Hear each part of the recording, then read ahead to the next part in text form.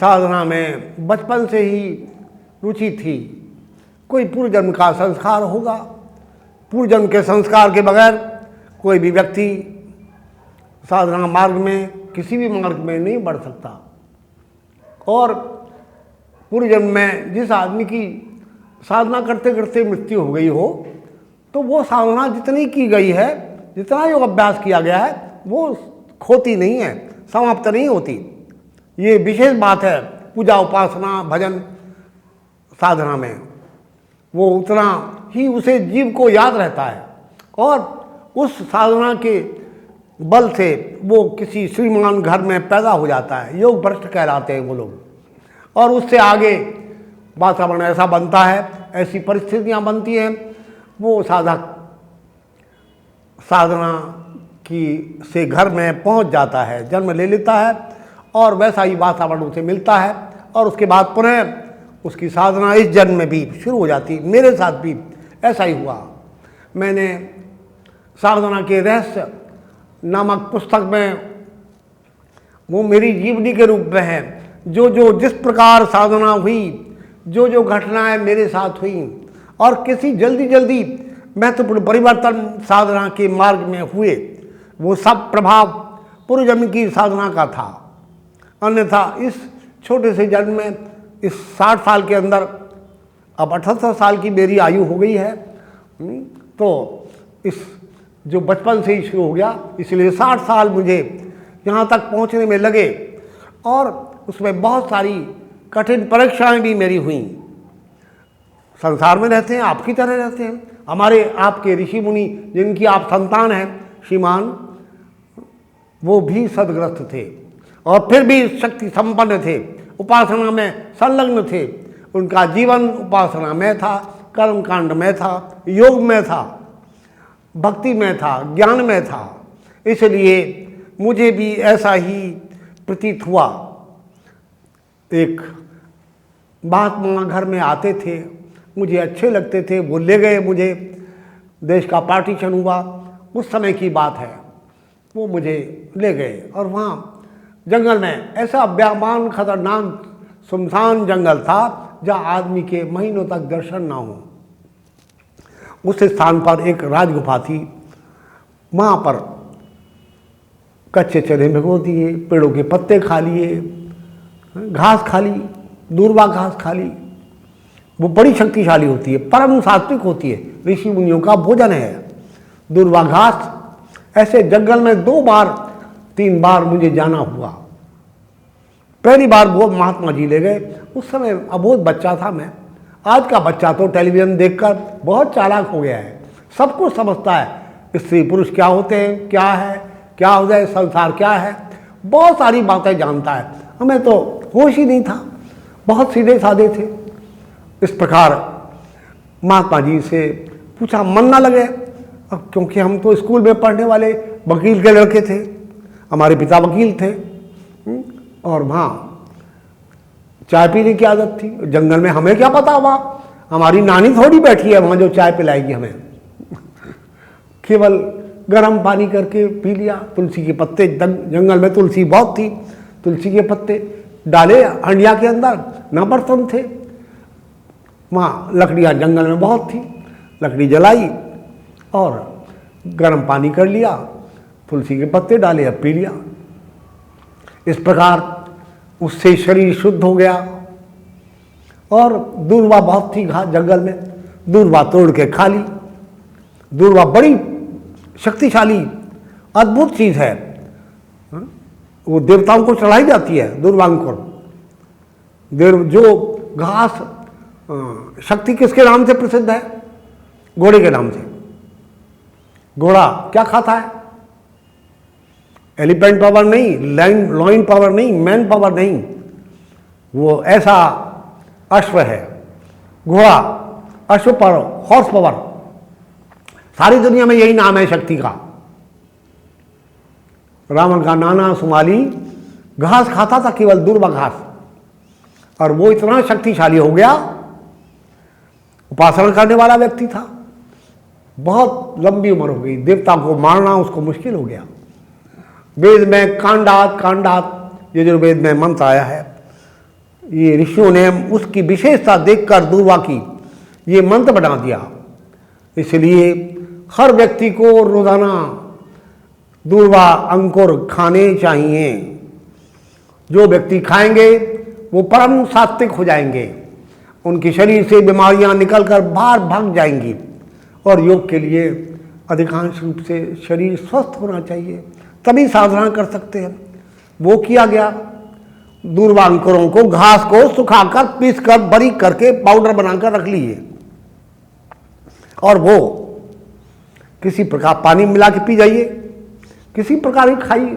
और दूर्वा तो हर मौसम में होती है, ऐसी बेशरम घास है कि मरती ही नहीं।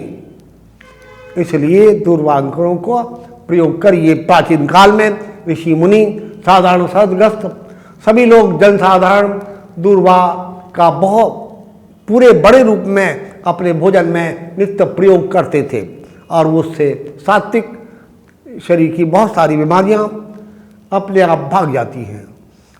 तमाम विटामिन, सब प्रकार के सॉल्ट्स दूर्वा अंकुर में हैं, वो आप खाएं और बिल्कुल कलयुग के प्रभाव से मुक्त है। वो पेट की तमाम गर्मी दूर हो जाएगी। मुंह के छाले हो गए तो दूर्वा अंकुर का प्रयोग करिए, किसी प्रकार करिए, उसको पीस कर खा लीजिए, रस बना लीजिए। दूर्वासा ऋषि रोजाना दूर्वा अंकुरों का रस पीते थे। इसलिए आप भी अपने जीवन में प्रयोग करके देखिए। अगर उपासना में आनंद लेना चाहते हैं, उपासना में कुछ देखना चाहते हैं, मेरे साथ भी ऐसा ही हुआ। कच्चे चने खा लिए, दूर्वा अंकुर ले लिए, तुलसी दल ले लिया और बस ध्यान में अपने बाबा जी से पूछा, बाबा ये पूजा क्या होती है? उन्होंने हनुमान चालीसा का प्रयोग बता दिया। वो मैंने आरंभ कर दिया। अब किसी से बोलना नहीं, चालना नहीं, हनुमान चालीसा का निरंतर पाठ आरंभ हो गया और काफ़ी दिन व्यतीत हो गए। 1 महीने से ज़्यादा चलता रहा। त्रिकाल जमुना पे स्नान और भजन करना, बस ना किसी से वार्तालाप है। ऑटोमेटिकली ऐसी बात थी, वहाँ तो वातावरण ही ऐसा था। और उसके बाद वो हनुमान जी की कृपा हो गई, मन एकाग्र हो गया। वो बाबा भी यही सिद्धि करना चाहते थे। मुझे वो अकस्मातिक ऐसी घटना मेरे साथ हुई जिससे मुझे और ज़्यादा विश्वास उस भजन पर, उपासना पर हो गया। हनुमान जी ऐसे प्रत्यक्ष देवता हैं संसार में, और देवता भगवान आनंद कंद श्री कृष्ण, राम जी, दूसरे देवता चले गए, वो नहीं है पृथ्वी पर। वो जब चाहे आ सकते हैं, वो अज्ञात शक्ति हैं, किंतु हनुमान जी तो इस पृथ्वी से जाएंगे नहीं, कभी अमर है। प्रलय काल के बाद भी वो रहेंगे। इसलिए हनुमान जी का हनुमान चालीसा एक सिद्ध पुरुष ने बनाया है। तुलसीदास जी जिन्हें हनुमान जी के दर्शन हुए, उन्होंने बनाया है, इसलिए बिल्कुल सत्य है। और अपभ्रंश भाषा में उसमें कोई गलती भी हो जाए तो भी संपूर्ण साधकों को ये शिक्षा दी जाती है, बताया जाता है। और कुछ ना कर सके तो साधना में आगे बढ़ने के लिए प्रारंभ रूप में श्री गणेश करते ही हनुमान जी का स्मरण करिए। वो परम शक्तिशाली अतुलित बलधामा है, अष्ट सिद्ध नवनिध के दाता। इस प्रकार की उनके अंदर क्या अणिमा महिमा, छोटा बना लें, बड़ा बना लें, ऐसी अद्भुत कौन सी ऐसी शक्ति थी जो उनके पास नहीं थी। वो संपूर्ण भगवान शंकर के 11वें अवतार हैं, 11 रुद्र हुए हैं, उनमें से हनुमान जी भी भगवान शंकर के प्रत्यक्ष अवतार हैं। भगवान शंकर की तरह ही उनके अंदर पूरी शक्ति है।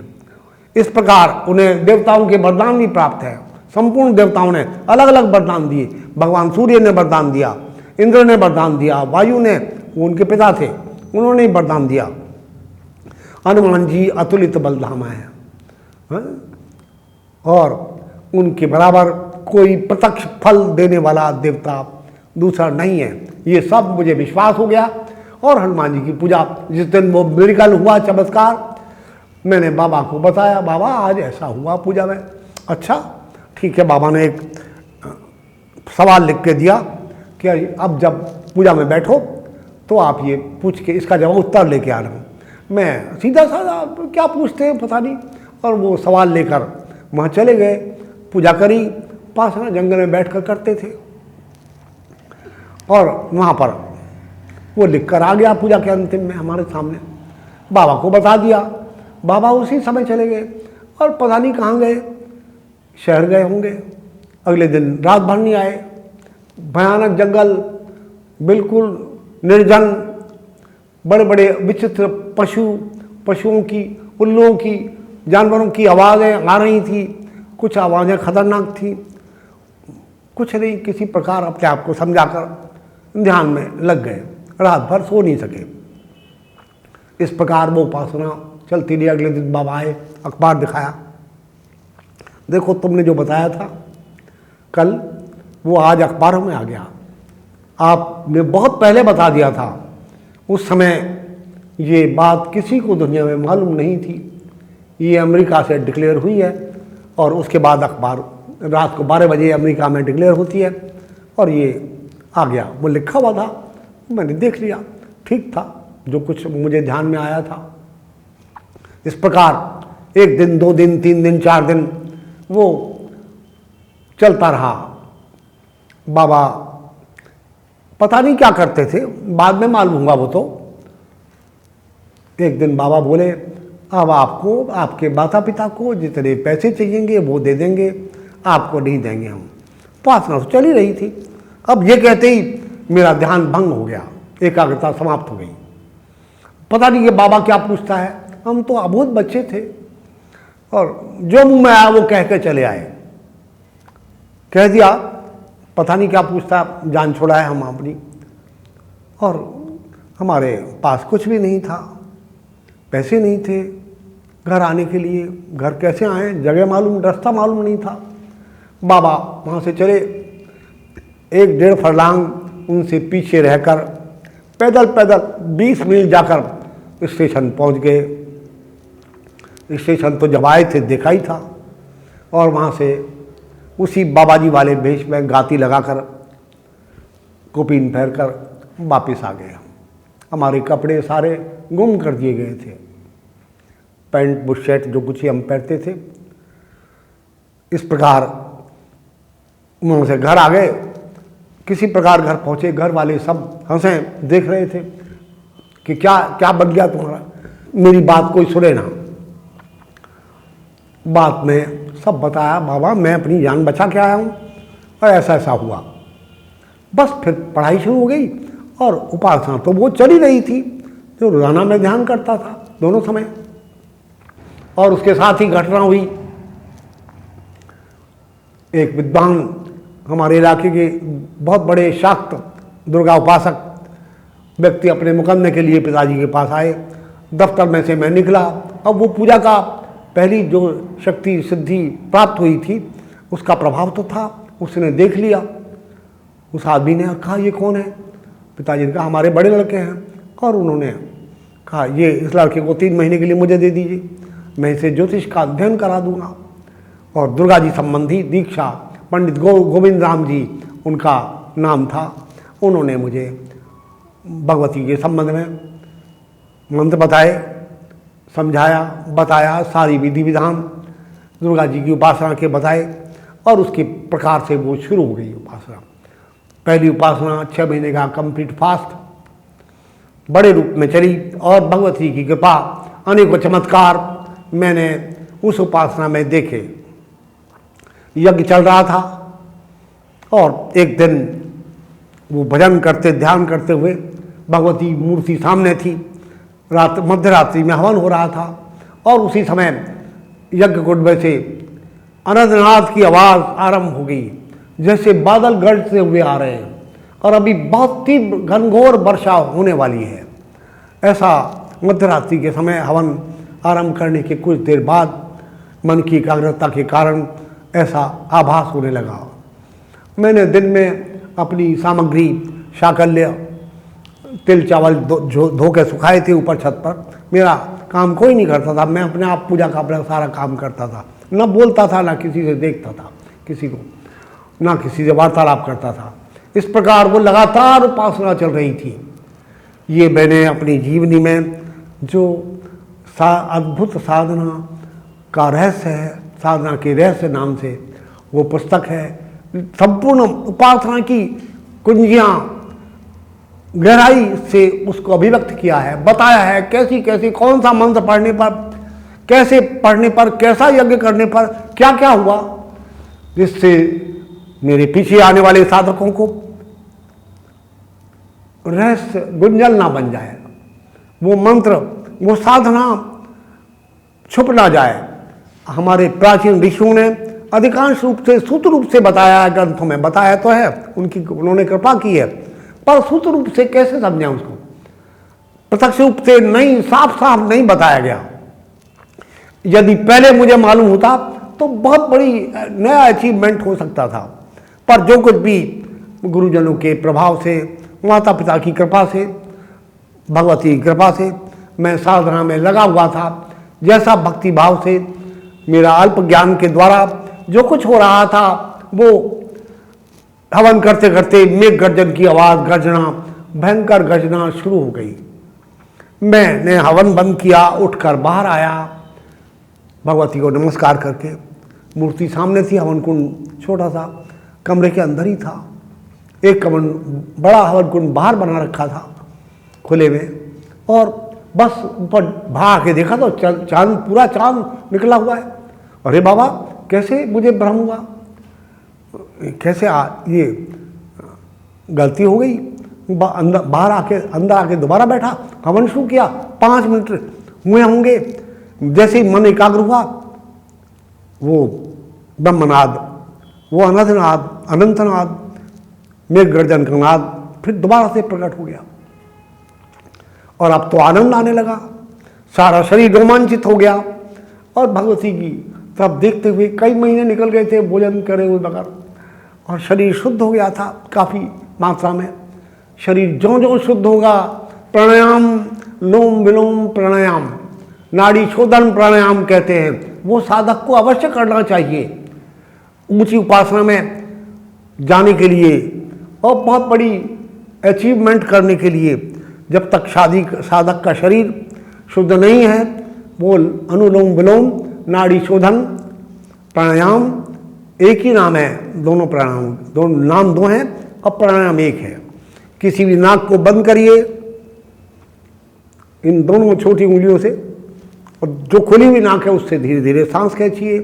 हाथ पर रखा हुआ आटा उड़ ना सके, इतना धीरे धीरे खींचना है, बिना बीच में रोके हुए। श्रीमान दूसरी नाक से निकाल दीजिए, जिससे निकाला है बाहर भी नहीं रोकेंगे, तत्काल धीरे धीरे खींचना शुरू कर दीजिए, फिर दूसरी से निकाल दीजिए। अब जिससे निकाला है उसी से खींचिए, और बीच में बिल्कुल नहीं रोकेंगे, 1 सेकंड का समय लगेगा, तत्काल दूसरी से रिलीज कर दीजिए। अब इससे निकाला है, खींचिए।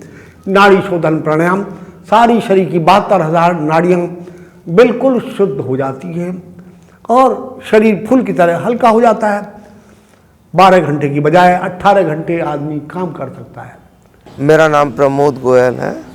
मैं आश्रम से करीब पिछले 15-16 साल से जुड़ा हुआ हूँ।